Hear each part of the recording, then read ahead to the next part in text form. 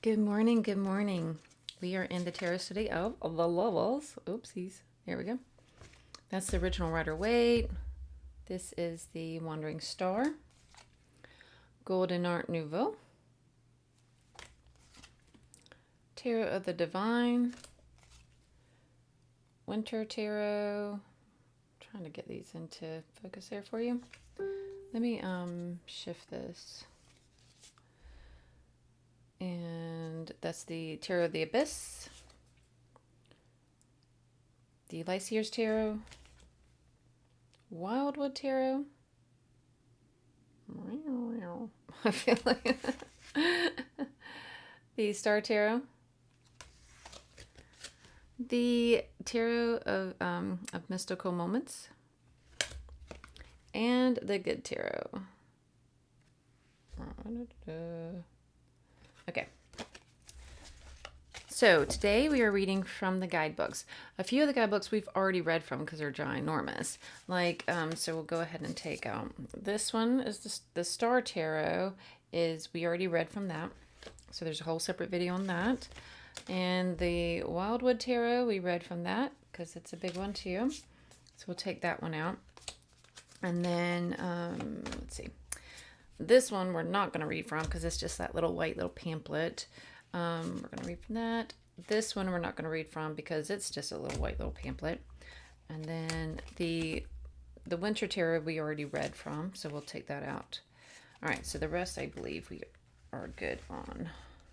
1, 2, 3, 4, 5, 6, 7. 1, 2, 3, 4, 5. Wow. Oh wait. Yeah, I don't know. We'll have to see what I'm missing here. No, I think we're good. I don't know. We must just not have all the books here. Oh wait, there's the Good Tarot. All right, I think we're good. All right. And 6. Okay, let's start.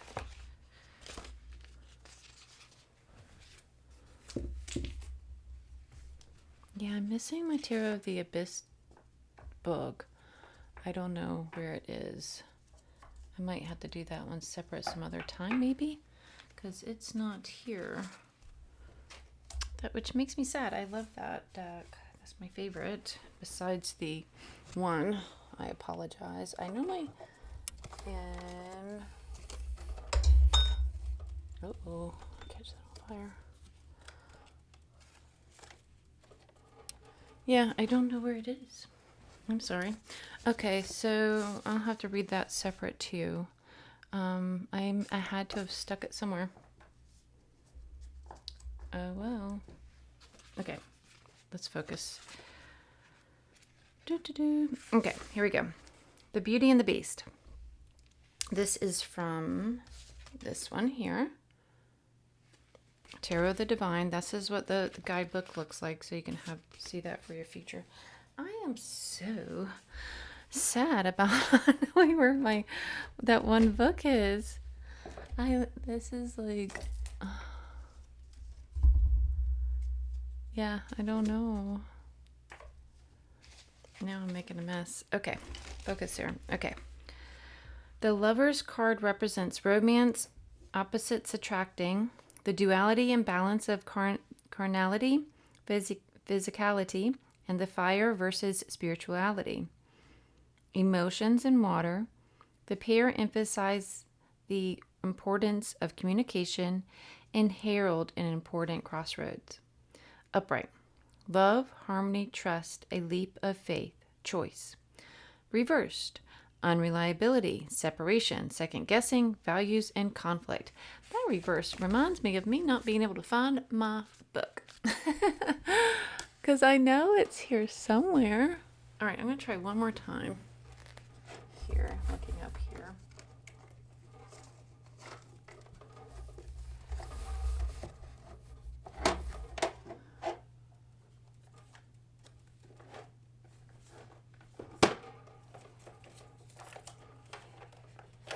Okay, I give up. I must have dropped it. I'm sad. Okay. I'm not going to make you guys wait forever on that. All right, good tarot.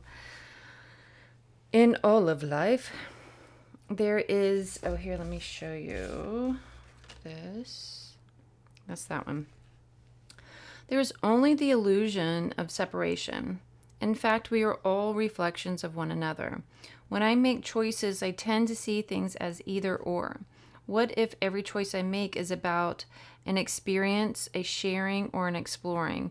When I choose to see the unity in all things, magic abounds. Love is all around me. Spirit loves me unconditionally, and I can give and receive abundant love. I really like that. Look at you surprising us. All right, so there's that one.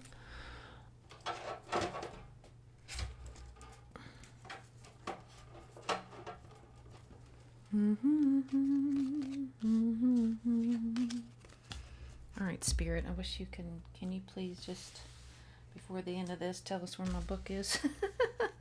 Oh no, Tarot of the Abyss is there. Duh. So it's something else. Because this is, okay, so this is, those two are done. That one we can't do. We're going to do, these two are done, and this is done, and this is, we're not going to do. Okay. So that's dumb. I'll get for the book that's sitting right there next to me. Okay, so we're going to do Tarot of the Mystical Moments next. And this is, this card shows a couple who are deeply in love. Mutual attraction has brought them together and choice has kept them united. The male is half bird and the woman wears a dress with blue feathers that match his. Birds and feathers here represent freedom of feelings and expansion of happiness and emotions. Like birds, the lovers can fly high into the sky with no borders limiting their love. They are very much connected and committed to each other, giving each other mutual support. This card is about being open to informing a union or partnership out of affection and shared views. Upright meaning, divine union, power for bonds, kinship, shared values. Reverse meaning, self-interest, rejection, disharmony. All right. And don't forget, if you guys have any questions about any of these cards, please let me know. And I have the exact number of books. I just was looking at it wrong. Right now, so next we're going to do the Light Seers. And so she has, so this is what came with it. She also has a new, like, bigger version of this that I'm assuming contains more about tarot. And I would love, for one, I would love to have that. I just haven't gotten it yet. I'm waiting for it to be like, there's no like good used ones like yet. So that's a good deal. And it's like $25 for the new one. So I like to wait for the, the used deal because I like to have so many books. Okay. But I was just giving a heads up just in case you're a big spender. You want to go get it because it looks lovely. Okay. Light Seer, a choice, dualities. Oh, and this is what the inside of this one looks like. Oh, I didn't show you. Oh, well, it's too late. The inside of the others, but that's that one. Okay. A choice, dualities, harmony, a lover, romantic relationship, friendship, unity, choosing to allow yourself to fall in love, healthy boundaries, and soulmates. Shadow Seer, a break in communication, disharmony, the need to find self-love, giving away power in a relationship, the loss of self, too many expectations of others, manipulation, and imbalanced partnership, codependency.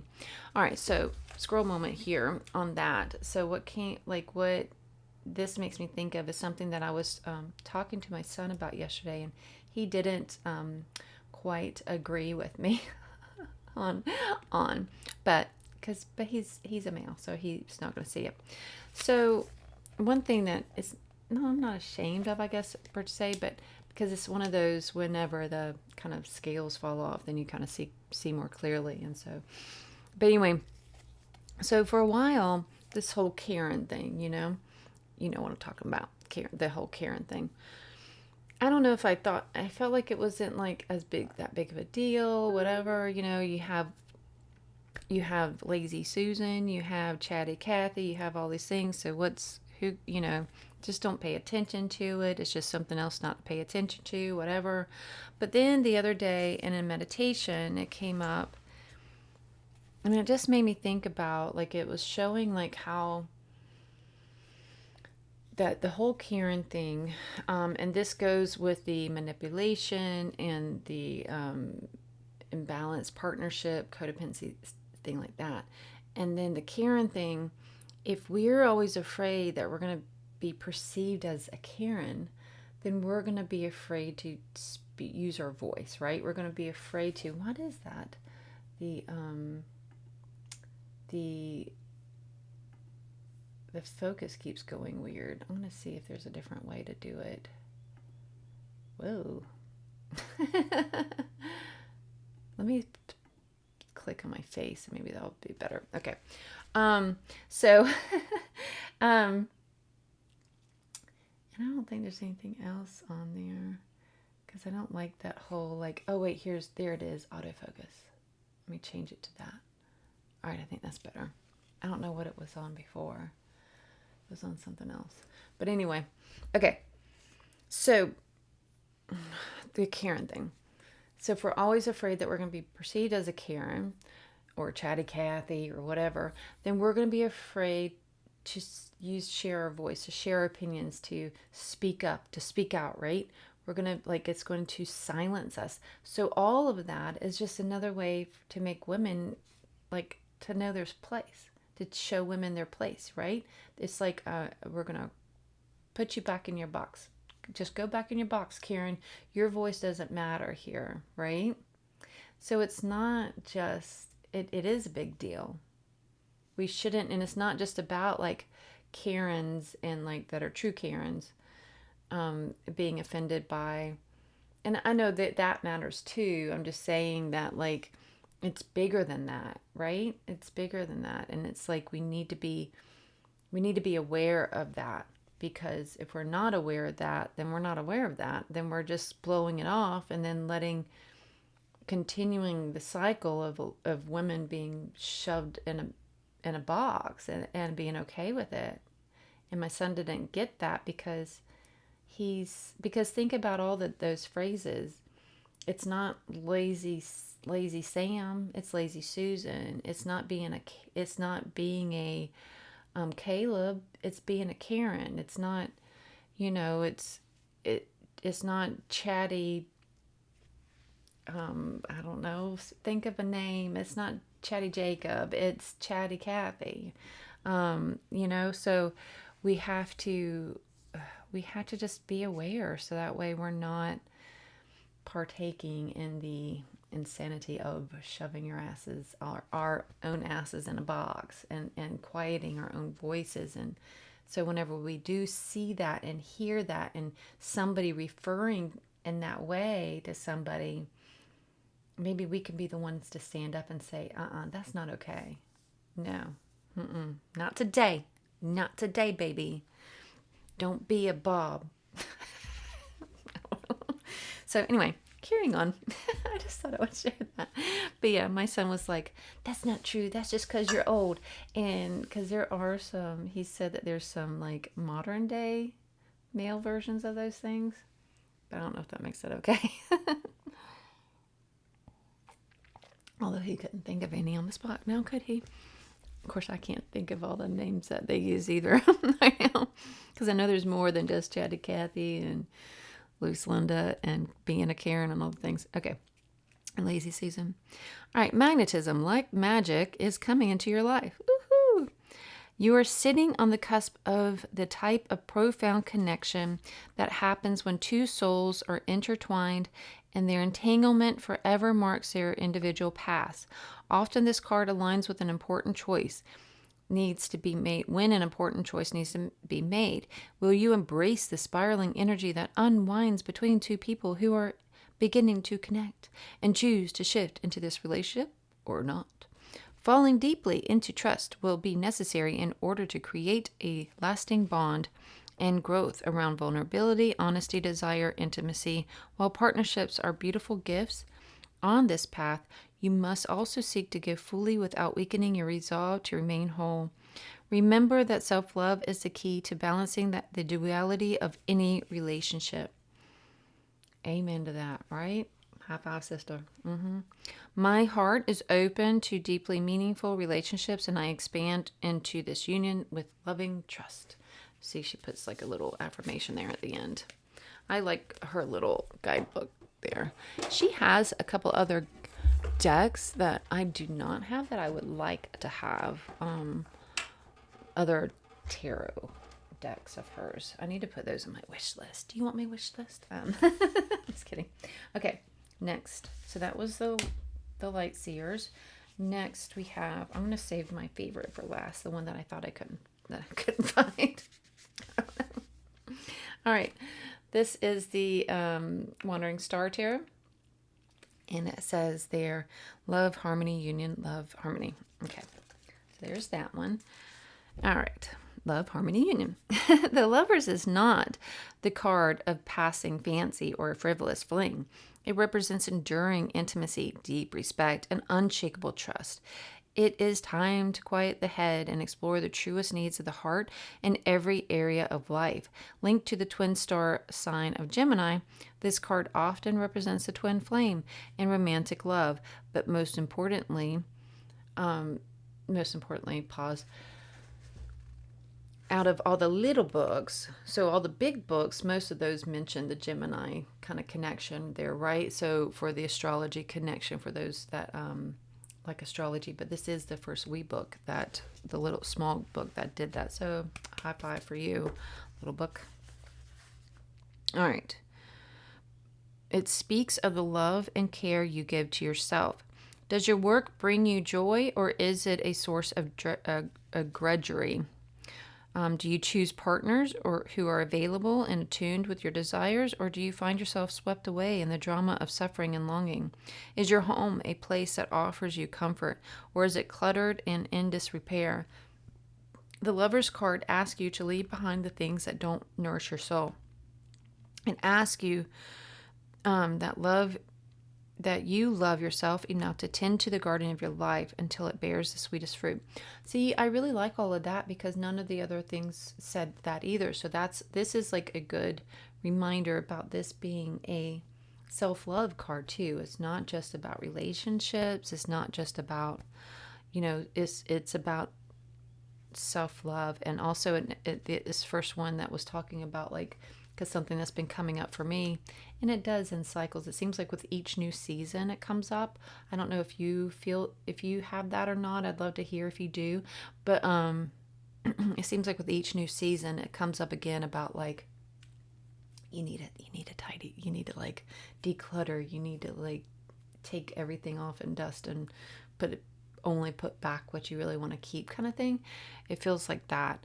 And I'm definitely having that, and that I'm doing that now, here and there, but I'm trying to not overwhelm myself in doing it, just one little thing at a time. I've been meaning to do this room, these shelves here, but every time I'm about to start them, something else comes up, a scroll thing comes up, so I need to do that. But anyway, but that's something for you to keep in mind too, that don't think about that you have to do a whole room. You can do one little, I'm going to do this one table today. I'm going to do this one thing today. Instead of being I had to do the whole house. No, you don't. You can do one wee thing. Okay, on the bottom they share a quote. The best and most beautiful things in the world cannot be seen or even touched. They must be felt with the heart. Helen Keller. All right. And then the last card, the Tarot of the Abyss. This is after the ROG, the original Rider-Waite Smith deck. This is my favorite that I have right now. So let's see what she has to say. There is nothing more beautiful to me than nature itself. Just kidding. Sorry. Serious now. Trees have always fascinated me. Their rough exterior hiding their vulnerable life force. They can be as straight as arrows, but at the same time bend with the wind. They adapt their solid bodies innately, knowing their survival depends on it.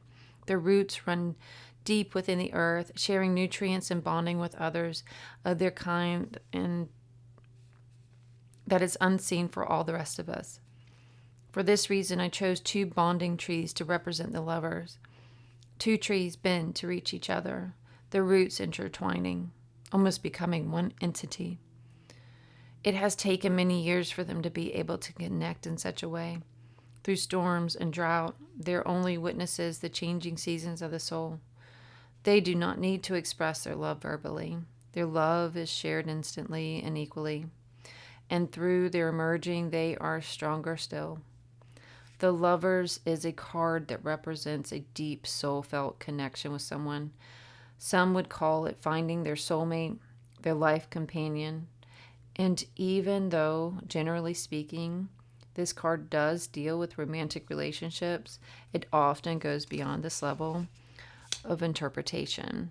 The Lover's card talks about allowing yourself to be vulnerable and true, letting the other person know you for who you truly are. Break down the walls and trust that the other person will be there for you. Just like the trees have joined their roots together into one, so must you in your own relationship. You may be pleasantly surprised by what you discover.